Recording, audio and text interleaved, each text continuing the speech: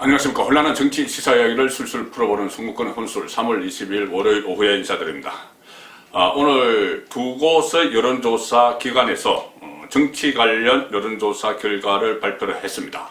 리얼미터는 YTN 의뢰로 조사한 결과를 발표를 했고, KSOI 한국사회여론연구소죠. 여기서는 TBS 교통방송 의뢰로 조사를 발표를 했는데, 자, 이 두 곳에서 실시한 여론조사, 대통령 지지율, 윤석열을 비롯한 자기 대선 주자 지지율, 또 정당 지지율, 이것을 다 해서 종합적으로 해서 한마디로 정리해 드리면은 문재인은 뜨고, 문재인은 지고, 문재인은 지는 문재인, 그리고 뜨는 윤석열은 뜬다.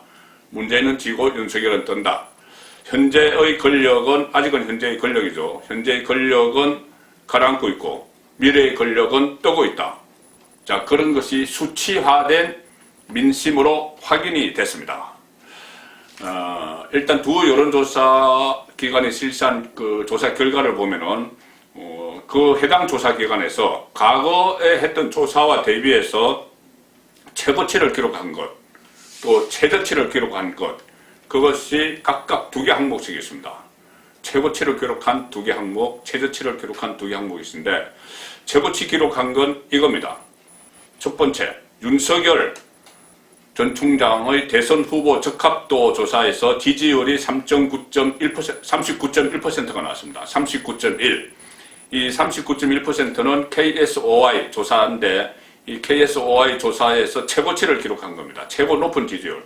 거의 40%에 가까운 이런 지지율이죠. 이 추세면은 곧 다음 조사에서는 40%를 넘어가서 50%까지 넘을 수 있는 그런 그 지지율이 나왔고, 참고로 이 조사에서 이재명의 지지율은 21.7, 그러니 윤석열의 거의 절반 정도에 머물러 그런 상황이 됐습니다.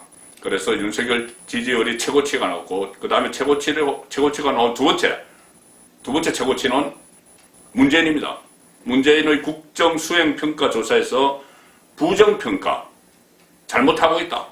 이것이 부정평가인데, 이 부정평가가 62.2% 나왔습니다. 국민 10명 중에 6명 이상이 잘못하고 있다. 이렇게 이야기를 하는 것이죠. 그리고 이 조사는 리얼미터에서 한 조사인데, 리얼미터가 대통령 국정수행평가, 문재인 정부 들어서 그 조사한 것 중에서 4년 만에 최고치입니다. 부정적으로 보는 것이. 자, 이 최고치 두 개가, 하나는 윤석열의 지지율, 하나는 문재인이 잘못하고 있다는 응답. 완전히 극과 극이죠.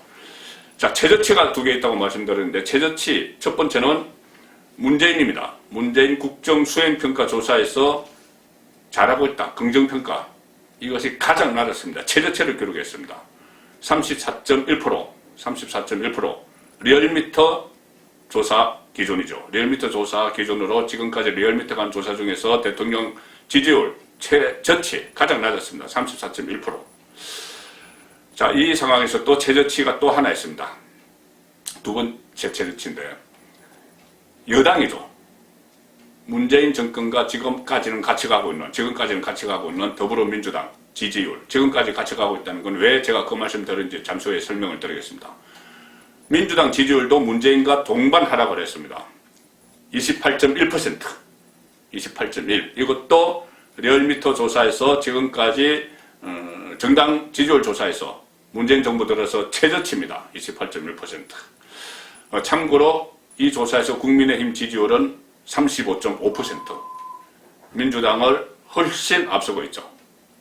자, 그래서 결국 문재인 대통령의 지지율은 34.1%로 역대 최저치, 윤석열의 지지율은 39.1%로 지금까지 이 조사에 나온 윤석열 대선 후보 지지도 조사에서 최고치, 이렇게 됐습니다. 이것도 일종의 데드 크로스라고 불러도 될지 모르겠는데, 서로 다른 기관에서 조사를 했기 때문에, 어쨌든 아직은 살아있는 권력, 문재인 권력이 임기 1년을 남짓 앞두고 있는 이 시점에 현재로서는 미래 권력에 가장 가까이 간, 여론조사 1인이 가장 가까이 간 미래 권력에 밀렸다. 살아있는 권력, 문재인이 임기 1년 남짓 앞두고 미래 권력 윤석열에게 밀렸다. 단순히 이렇게 이야기를 하면은 데드 크로스가 일어났다 이렇게도 이야기할 수 있는 거죠. 그런데 이런 추세가 지금 구체적인 수치는 조금씩 다르지만은 다른 여론조사 기관에도 그대로 나타나고 있습니다. 문재인 지지율은 계속 빠지고 윤석열 지지율은 올라가는 그런 상황인데 앞으로 계속됩니다. 왜 그러냐면 문재인은 더 이상 오를 것이 없고 윤석열은 이제 시작입니다. 문재인 정권의 경우에는 지금 이렇게 또 지지율이 급락한 것이 뭐 부동산 악재가 가장 큰 원인이죠. LH 파동, 그리고 아파트 공시가격 급등 사태 이런 건데 이것이 지금 진정된 것이 아니고 확산 일로에 가 있습니다. 확산 일로에 가 있어 매일 새로운 의혹들을 쏟아져 나오고 있죠. 저 청와대 경호처의 뭐 간부가 또 뭐 LH에 다니는 형이 있는데 거기서 뭐 투기를 했다는 의혹, 울산시장, 송철호 시장 부인이 또 투기했다는 의혹, 전해철, 뭐 전 보좌관 투기 의혹 이런 것들이 막 드러나면서 지금부터 또 뭐가 터질지 모르기 때문에 이제 문재인 지지율은 더 내려갈 가능성이 상당히 높은 것이죠. 그리고 그동안 이 코로나 때문에 많이 덕을 봤습니다. 코로나에 대비하는 것은 결국은 정책 수단을 가진 정권이니까 그래서 코로나 때문에 코로나 포퓰리즘까지 막 하면서 덕을 봤는데 이 코로나 포퓰리즘의 이른바 뭐 속된 말로 약발도 약해졌습니다. 4.15 총선 때는 상당히 재미를 봤죠. 그래서 이번 서울시장 선거 앞두고도 부산시장 선거 앞두고도 뭐 전 국민에게 주는 포괄적 뭐 재난지원금 그리고 또 선별적 뭐 피해를 본 상인들에게 주는 그것을 다 합쳐서 하겠다 뭐 이렇게 이야기하고 박영선 서울시장 후보가 느닷없이 10만 원씩 뿌리겠다는 사실상 선거법에 위반 소지가 많은 그런 공약까지 하는데도 이것이 지금 여론이 거짓말 못합니다. 그러니까 코로나 포퓰리즘의 약발이 떨어졌다는 것이죠. 총선 때와는 또 다릅니다. 한 1년이 지났으니까. 자, 이런 상황에서 그렇다면 마지막으로 또 버팀목이 있었는데 뭐냐면은 문파입니다. 문재인의 열성 지지층들, 네티즌을 중심으로 해서 열성 지지층은 대깨문 그런 이야기까지 하죠. 뭐 대가리가 깨져도 문재인 뭐 이런 이야기까지 하는데 속된 말로 그 열성 지지층들이 지금은 예전과 같지 않습니다.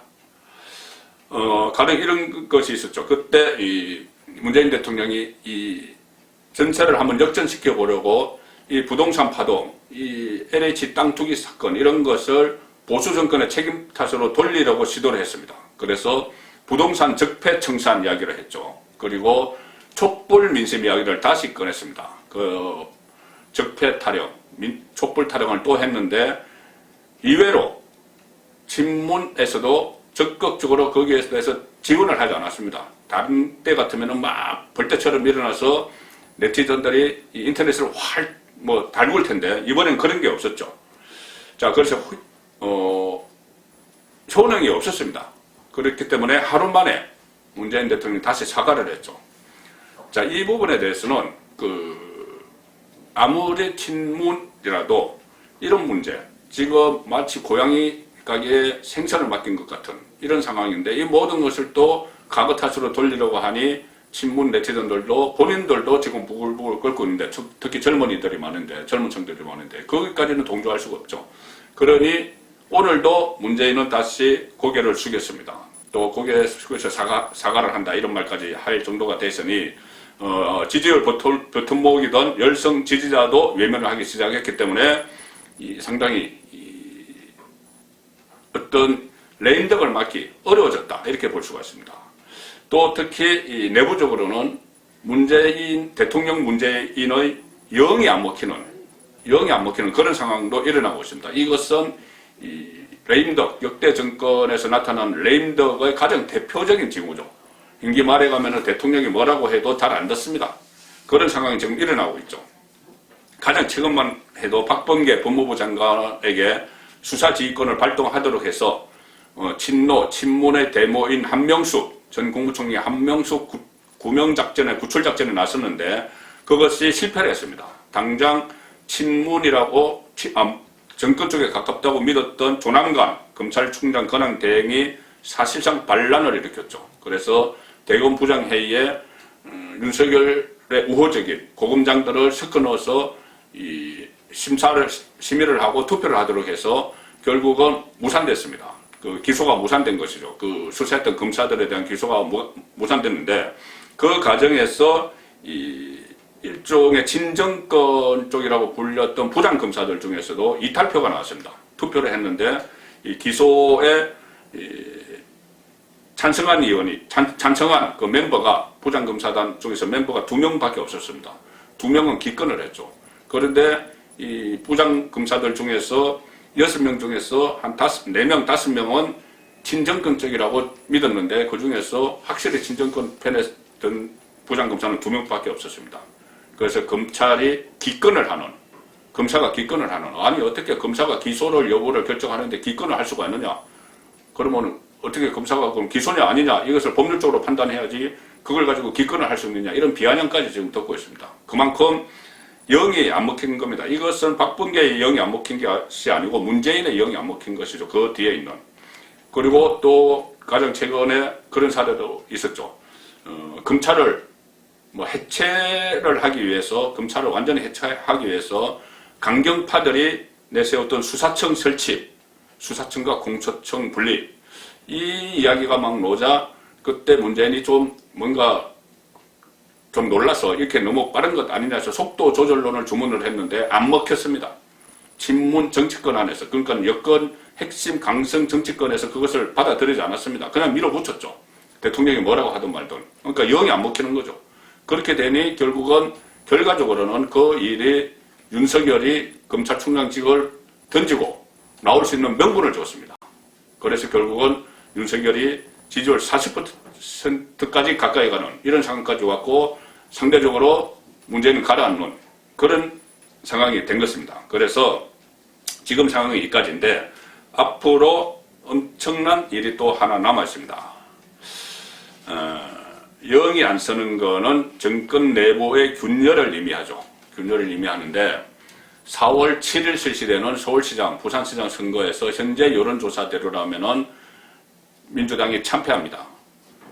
혹시라도 서울시장 선거에서 오세훈, 안철수가 다시 뭔가 틀어져서 지금 여론조사를 하고 있는데 이러면 내일 단일 후보로 발표하는데 그 사이에 뭔가 틀어져서 3자 구도가 가지 않는 한 민주당은 패할 가능성이 상당히 높습니다. 여론조사 결과가 그렇습니다. 서울 같은 경우에 단일 후보, 오세훈이 되든 안철수가 되든 10%포인트 이상 박영선에게 이기는 걸로 나옵니다. 자, 그러면 시장 선거에서 민주당이 지금까지는 선거 4연승을 해왔는데, 그러니까 대규모 전국 단위 선거에서 이번에 대선 11개월 앞두고 문재인 정권 임기 1년 남짓 앞두고 서울시장과 부산시장 선거에서 패배하게 되면은 그때부터는 레임덕이 급격하게 찾아오죠. 영이 안 씁니다. 왜 그러냐 하면 이 상태로 가면은 정권 재창출이 어려워지기 때문에 민주당 안에서 정권 재창출이 어려워져서 문재인 정권과 오히려 각을 세우기 시작합니다. 차별화를 하죠. 그래서 문재인에게 이 탈당을 요구하는 그런 사태가 올 수도 있습니다. 지금까지 직선제 이후에 모든 대통령들이 이명박 전 대통령 제외하고는 모두 임기 말에 여당의 요구에 의해서 탈당을 했습니다. 임기 말에 인기가 떨어지니 다음 대통령 선거를 준비해야 되는 당에서는 서로 분리를 하려고 하죠. 그래서 탈당을 요구해서 탈당을 계속 했습니다. 다 그랬습니다.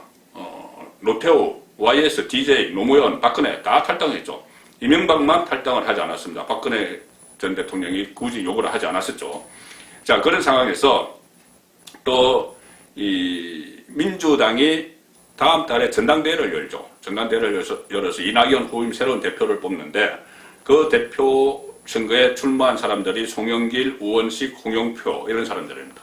이 사람들이 4월 선거에서 민주당이 참패를 하고 나면은 뭔가 새로운 돌파구를 만들어서 본인이 당권을 쥐어야 되기 때문에 본인들이 또 당권을 쥐게 되면은 대통령 선거를 관리해야 됩니다. 후보 경선도 관리해야 되고 본선도 관리해야 되니 이 사람들이 당권 주자들이 문재인과 차별화를 할 수가 있습니다. 문재인 이미 힘이 떨어졌기 때문에 그렇게 되면은 레임덕은 그대로 찾아오죠.